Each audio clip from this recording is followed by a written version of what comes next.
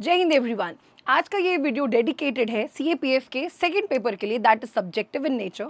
और सबसे बड़ी चीज़, इसमें नेगेटिव मार्किंग नहीं होती, इसलिए ये पेपर थोड़ा इंपॉर्टेंट हो जाता है।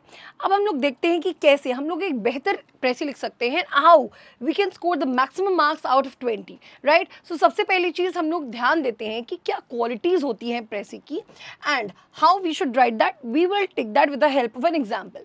तो सबसे पहले अगर देखा जाए तो जो कैम्ब्रिज के अकॉर्डिंग है, जो प्रेसी होता है बच्चों, ये एक शॉर्ट फॉर्म होता है टेक्स्ट का, जो ब्रीफली देता है इंपॉर्टेंट पार्ट्स ओनली, मतलब जिसको हम लोग एक समरी भी कह सकते हैं, राइट।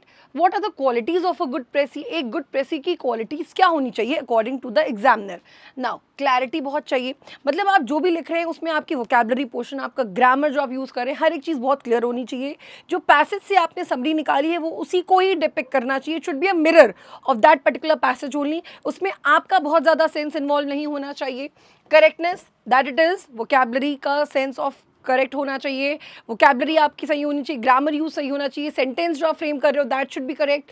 देन ब्रेविटी, ब्रेविटी का मतलब हो जाता है कि यहाँ पे इलॉजिकल नहीं होना चाहिए, बहुत ज़्यादा सुपरफ्लस या हाइपोथेटिकल सिचुएशंस आपको क्रिएट नहीं करनी है। Coherence also, the illogical sense आपको यूज नहीं करना है, it has to be very logical when it comes to writing a precis. Now what are the rules of making a precis? क्या rules हो जाते हैं एक प्रेसी को बनाने के दौरान? नाउ सबसे पहली चीज़ क्या है भाई, आपको बहुत केयरफुली पढ़ना है पैसेज और अंडरलाइन करते रहना है कि आपने क्या उससे फाइंड आउट किया है, क्या आप उसके समरी निकाल रहे हो। ब्लूप्रिंट, ब्लूप्रिंट का मतलब हो जाता है it should exactly depict the sense of that particular passage. Then the size, size क्या होना चाहिए? 1/3 होना चाहिए ऑफ द गिवन पैसेज, ठीक है। Objective approach and no paraphrasing, इसमें आपको पैराग्राफ्स के फॉर्म में नहीं लिखना होता है। You have to specifically divide your precis. एक या तो आपको शीट दे दी जाएगी जो कि डिवाइडेड फॉर्म में होगी, या आपको खुद को वर्ड्स को प्रॉपरली डिवाइड करके उसमें मेंशन करना होगा। Now before स्टेटिंग an example state करने से पहले लेट मी टेल यू कि मेजर कल्चर क्लासेस में ऑलरेडी ये बैच रन कर चुका है।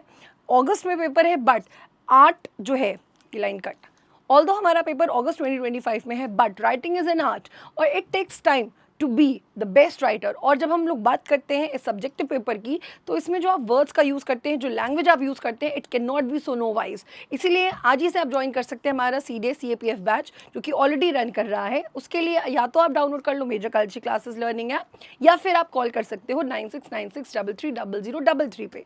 चलिए, so we will take this with the help of an example. सबसे पहले हम लोग इस पैसेज को पढ़ेंगे and I will show you कि what precis I have made out of that, ठीक है। Attempt a précis of the given passage in 1/3 of its length. Do not suggest a title. Title उन्हें नहीं चाहिए. Write as far as possible in your words. Far as possible का मतलब उसको divide करके properly segregate कर दो already, ठीक है, अपने वर्ड्स को। Language as culture has 3 important aspects. मतलब देखो, लैंग्वेज जो होता है वो हर कल्चर में अलग होता है, राइट। तो इसके बहुत सारे इंपॉर्टेंट एस्पेक्ट्स होते हैं, जिसमें से हम 3 की बात करेंगे। Culture is the product of the history which it in turn reflects. Obviously जो कल्चर होता है वो एक हिस्ट्री का ही एक फॉर्म होता है जो उसको रिफ्लेक्ट कर रहा होता है। Culture, in other words, is a product and a reflection of human beings communicating with one another in the very struggle to create wealth and to control it. Now, जब हम लोग बात करते हैं कल्चर की, कल्चर का मतलब क्या हो जाता है? जिस तरीके से हम लोग रह रहे हैं, जिस सोसाइटी में हम लोग रह रहे हैं, जिस तौर से हम लोग रहते हैं, तो वो एक रिफ्लेक्शन होता है हर ह्यूमन बीइंग का। भाई different religion follows different culture, है ना। तो वो कम्युनिकेटिंग का जो सेंस हो जाता है एक दूसरे से, और जो स्ट्रगल है जो क्रिएट करता है वेल्थ और उसको कंट्रोल करना भी। But culture does not merely reflect that history और rather it does so by. भाई या तो कल्चर सिर्फ रिफ्लेक्ट नहीं करता है हिस्ट्री, और अगर करता भी है, actually forming images or pictures of the world of nature and nature. Thus the second aspect of language as culture is an image. तो मतलब भाषा एक कल्चर के तौर पे एक इमेज भी है उसका, जैसा कि हमने बताया था, रिफ्लेक्शन भी हो जाता है। Forming agent in the mind of a child. Our whole conception of ourselves as people, individually and collectively, is based on those pictures and images which may or may not correctly correspond to the actual reality of the struggles with nature and nature which produced them in the first place. Now, इस पूरे passage का मतलब हो जाता है कि forming agent in the mind of child, मतलब बच्चे को शुरुआत से ही क्या अपने कल्चर के अकॉर्डिंग पे प्रोहिबिट कर दिया जाता है। He is taught what his culture is and what are the restrictions of that particular culture. So पूरा जो कंसेप्शन होता है हमारा एज एन इंडिविजुअल हो या लोगों को मिला के हो, वो प्योरली बेस्ड होता है पिक्चर्स और इमेजेस में ही दिखा के। देन जो करेक्टली कॉरेस्पॉन्ड कर भी सकता है रियलिटी ऑफ स्ट्रगल्स जो हम लोग नेचर से प्रोड्यूस कर रहे हैं in the first place, but our capacity to confront the world creativity is dependent on how those images correspond and not to that reality how they distort. मतलब जो reality होती है वो इमेजेस क्या दिखा रही हैं, it is more based on that rather than जो रियल में उसकी रियलिटी होगी। So this is all about language as a culture barrier, we can say, right? So how they distort or clarify the reality of own struggles. Language as culture is thus meditating between me and my own self. मतलब एक जो भाषा होती है ना, कहते हैं ना language is the mode of communication. Although अलग अलग languages होती हैं but it cannot be a barrier between emotions. So यहाँ पे वही कह रहा है कि जो language एक culture है वो meditating है, मतलब एक बहुत self aura है me और myself में, एंड अदर सेल्फ्स मतलब खुद का और मेरा ही दूसरा रूप, बिटवीन मी एंड नेचर, और मेरा और नेचर का। Language is meditating in my very being. Language जो है वो मेरे खुद के ही बीइंग में क्या है, एक स्ट्रगल है। And this brings us to the third aspect of language as culture. मतलब culture transmits or imparts those images of the world and reality through the spoken and the written language. मतलब अब भाई culture एक तौर पे written और spoken दोनों ही languages को इम्पार्ट कर सकता है, शो कर सकता है। That is through a specific language, in other words the capacity to speak, the capacity to order sounds in a manner that makes for mutual comprehension between human beings. That is a form of communication. मतलब जब हम बात करते हैं एक language की तो वो एक साउंड, एक कैपेसिटी टू स्पीक और दूसरी भाषाओं को इनबिल्ट करना, उसको यूज़ करना म्यूचुअल अंडरस्टैंडिंग के ह्यूमन बींग्स के बीच में। That it is all about language and it's form in culture. So this was the passage in itself. अब देखो इसकी प्रेसी क्या बन सकती है, ठीक है, between human beings is universal. मतलब जो तरीका है बोलने का ह्यूमन बींग्स के बीच में यूनिवर्सल है। ऑब्वियसली भाई हर ह्यूमन को एक दूसरे से कम्युनिकेट करना पड़ता है और काफ़ी बार प्रॉब्लम्स भी आती हैं डिफरेंट लैंग्वेज प्रॉब्लम्स या डिफरेंट कल्चर के चलते।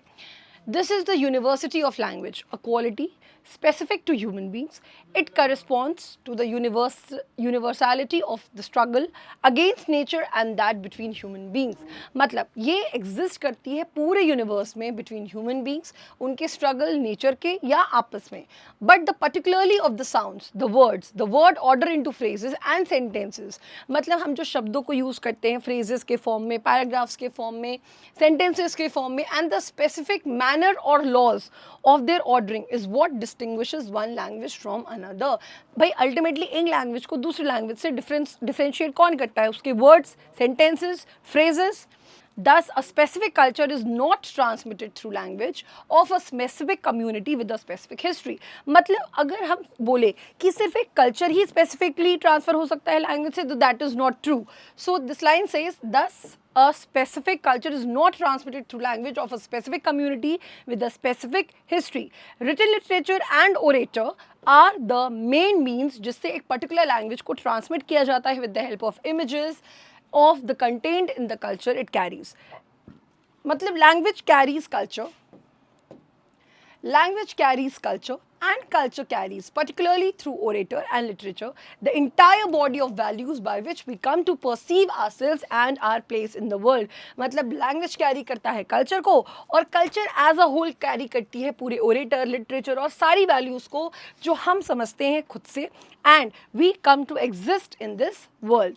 So total ये जो passage है बच्चों, this is of 395 words. अब इसका आपको जब 1/3 करोगे तो approx आपका पहुँचेगा जाके 131 to 135 words, right? So approx इतना पहुँचेगा जाके, तो आपको इसी words में अपनी प्रेसी को compile करना है. So this is the प्रेसी which I have framed. अब आप लोग इसको भी एक बार पढ़ लो, ठीक है, इसको भी हम लोग एक बार पढ़ लेते हैं. So this is the प्रेसी which I have framed, but आप लोग अपने लिए खुद के लिए प्रेसी बनाओगे, ठीक है. Language as a culture is manifested in 3 ways. मतलब लैंग्वेज एज अ कल्चर इसको 3 तरीके से समझा जा सकता है. Culture is produced by history, which it mirrors, जो वो दिखाता है.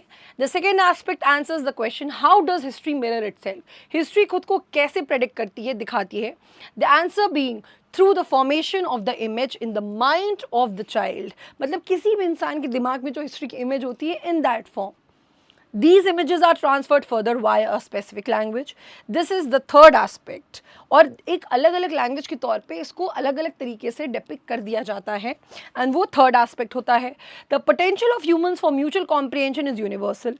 It is, however, the peculiarity of the sounds and words and their ordering which distinguishes one language from the other. जिससे कोई culture differentiate हो, that is not important. In retrospect, culture is carried by language, and the former through literature and orator carries the entire body of values. This in turn helps us to recognize ourselves, this world, and perceive our rightful place here. So this is the précis which I have compiled out of that particular passage. आप भी ऐसे ही practice करिए so that you can gain maximum marks when it comes to descriptive writing in CAPF2। और हमारे batches में enrol करने के लिए भी आप कॉल कर सकते हैं 9696330033 पे। जय हिंद।